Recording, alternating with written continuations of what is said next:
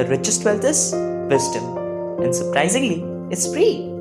Humankind is now realizing the consequences of over-dependency on non-renewable resources of energy. Modern world is witnessing a huge transition from non-renewable resources to a renewable-driven energy source. The change is evident from the fact that in recent times the production of mechanical devices running on such sources has increased, and its growth in the market share is very promising. But still, there's a long way to go. As discussed in the previous session, every small effort matters.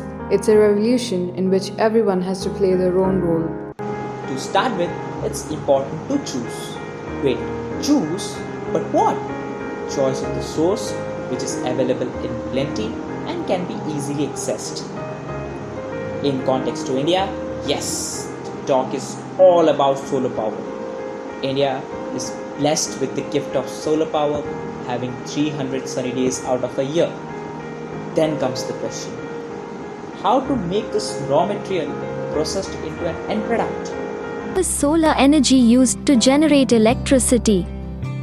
A photovoltaic or PV system is used to convert the solar or light energy into electrical energy. The basic component of the PV system is known as the solar cell. A single solar cell has the capacity of producing about 0.5 volts of electricity. A solar panel or solar module is the combination of several solar cells connected in series to generate usable voltage. The solar panel voltage can be increased by increasing the number of solar cells. For example, 30 solar cells connected in series will produce an output of 15 volts. A combination of solar panels connected together is known as solar array and can be used to achieve required current and voltage. How does the solar cell work? The generation of electricity on exposure to sunlight is known as the photovoltaic effect. This principle is used by solar cells to produce electricity. The solar cells are made up of semiconductors, mainly silicon, and comprises 3 layers. The top layer, called the N-type layer, is comparatively thin and contains high concentration of electrons. The bottom layer, called the P-type layer, contains high concentration of holes. When the P-type and the N-type semiconductor is joined, it forms a p-n junction. On forming a p-n junction, the electrons of the N-type material try to reach the p region, creating a negatively charged layer. Similarly, the holes of the p-type material try to reach the N region, creating a positively charged layer. This region between the 2 layers is known as the depletion region of the semiconductor. Sunlight penetrates the top thin layer easily to reach the depletion region. Due to the deficiency of charge in the depletion region, it contains neutral atoms. These neutral atoms are broken when the photons from the sunlight strike the depletion layer.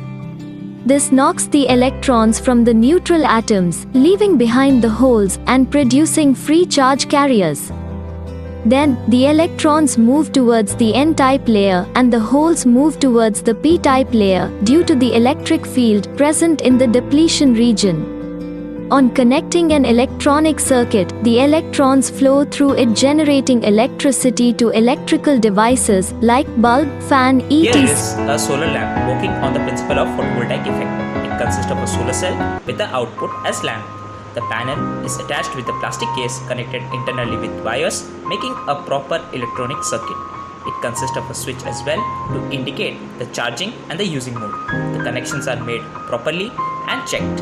Now, when the switch is on, it is in charging mode under the solar lights, and the lamp lights up automatically when taken to the dark. The charging time can be reduced by connecting it in series with another solar panel or using a solar array. Now it is good to go, ready to use in darkness whenever there is a power cut. Now that was only a lamp, but nowadays many things can be run on solar energy and other renewable resources, be it a solar heater or a solar pump or even a large-scale electricity generator.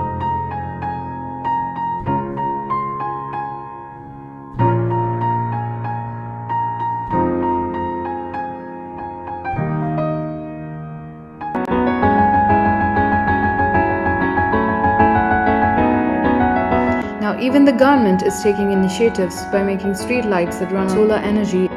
There has been some complaints about its cost, but there are real-life examples that refute this claim. Examples of cooperative societies installing a solar plant to fulfill their energy requirements.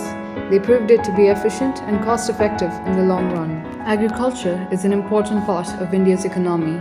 18% of the GDP is contributed by this sector. The applications of solar energy here can help address many critical issues. It can increase productivity, nutritive value, and improve the overall efficiency.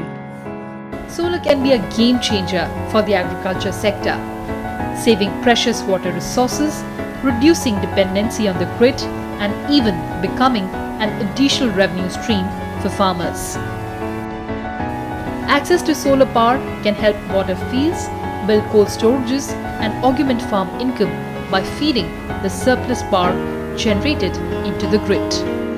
Government of India is also taking some initiatives to push its citizens to use more and more of it. Similarly, not just solar power, but wind, hydroelectric, and utilization of other renewable energy source is growing day by day. This is a step towards our commitment of building a self-sustainable India, a self-sustainable world. There is a huge crisis coming up for the human world called the energy crisis. Its cause and solution is surprisingly the same: renewable energy, or the so-called renewability. Cause because its limited usage is only the reason. The solution because increasing its utilization is only the way to work out. That's why we call it the renewability crisis. And what should be our approach in solving it, we have seen in this session. Hope you guys liked it.